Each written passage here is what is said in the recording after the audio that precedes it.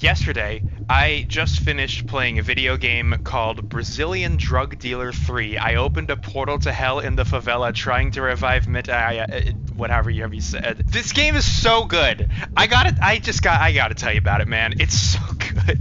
It describes itself as a Brazilian boomer shooter game made using the id Tech 2 engine. In reality, it is basically Quake, but it's more fucking awesome. Okay, like, you know how distorting sound is like kind of an aesthetic choice nowadays with like certain kinds of EDM? Here's an example. I'm gonna warn you it's very loud, but I'm also gonna tell you not to turn the volume down because it's not as funny if you turn your volume down. Meu grelhinho de diamante vai, vai. Meu grelhinho de diamante. Princesa da favela, minha buceta é viciante.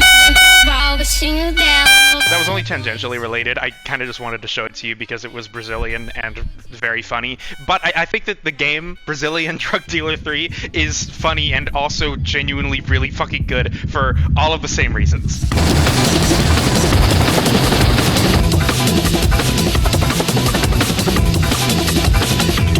It's dripping with post-ironic humor. Like it knows how goofy it is, but it also is just completely unabashedly 100% in love with all the things it's making fun of, which mostly consists of Brazilian mods of the 2000s, Brazilian bootleg games of that same era, Quake, and Brazilian music. And it's amazing. Everywhere you look, there are just Brazilian flags just haphazardly plastered everywhere. You can just run into invisible walls. There's holes in the world. It's so shit, but it's Quake. And so it doesn't matter how shit it is, because Quake is one of the best video games ever made. And so it's still really fucking fun.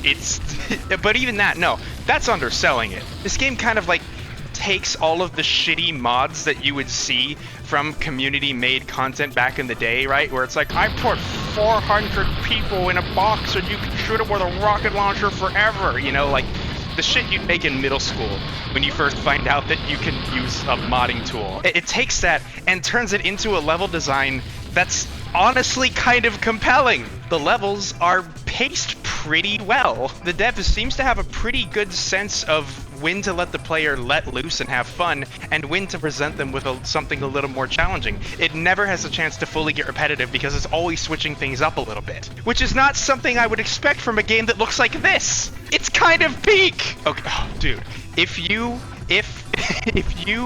want to make a video game or any kind of interactive media and you want it to be funny, genuinely, I'm so serious. I think this is kind of required reading because it makes jokes in ways that are inherently video gamey. They only make sense within the context of a video game, and it's doing this constantly. Like, boot the game up for the first time and it gives you like this cool ass context menu. You have two options. You can pick your language and you can start the game. It defaults in Portuguese and it has a drop down. So obviously you're gonna go to the drop down, you're gonna pick English.